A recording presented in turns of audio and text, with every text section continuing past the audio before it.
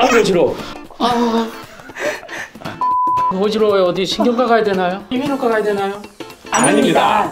어지러움증은 심장 질환으로도 생길 수 있습니다. 구독과 좋아요는 사랑입니다.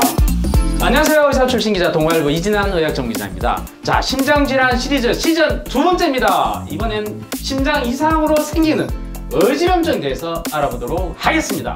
오늘도 국내 최고 전문가 두 분을 모셨습니다. 안녕하십니까. 세종병원 김경희입니다.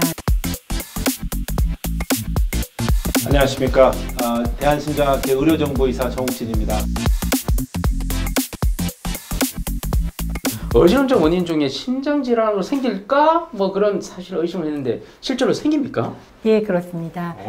많은 원인 중에서 심장질환으로 인해서 어지러움증이 생길 수가 있습니다.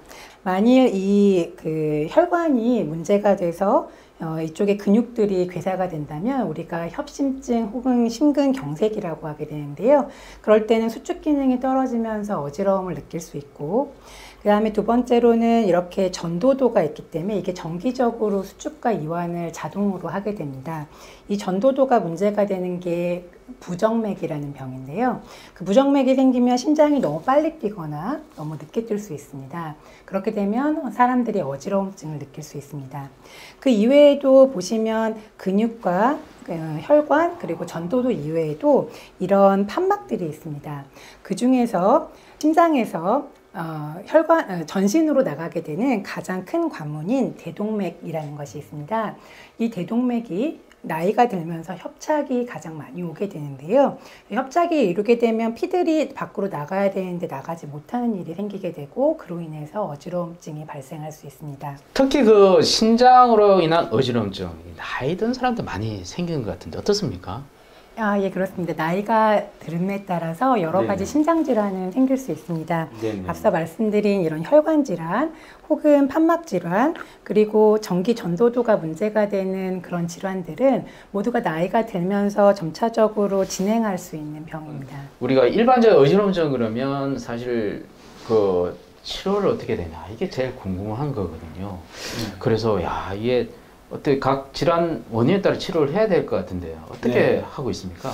얼마 전에 이제 저한테 오시는 환자 중에 이제 젊은 여성분인데 갑자기 어지럽고 막 토하고 그런 상태로 오셔가지고 다행히 이제 심장은 괜찮으시더라고요. 그래서 이제 이비인후과에 이제 그 귀를 보는 선생님한테 보내드렸는데 금세 이 자세 좀 치료하고 바로 좋아졌습니다. 그래서 양성 자세 현웅 같은 경우는 이렇게 환자분의 머리를 잡고 이렇게 해주는 방법이 있거든요.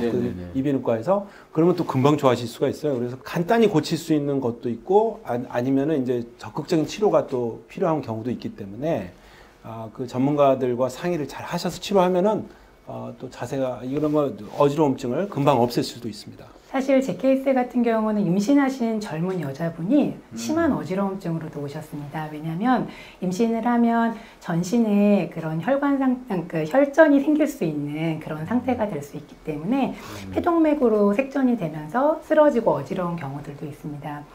그렇기 때문에 이런 어지러움증이 발생을 했을 땐 반드시 원인을 찾아야 하겠고, 색전인 경우는 녹여주는 시술을 할 수 있겠고요.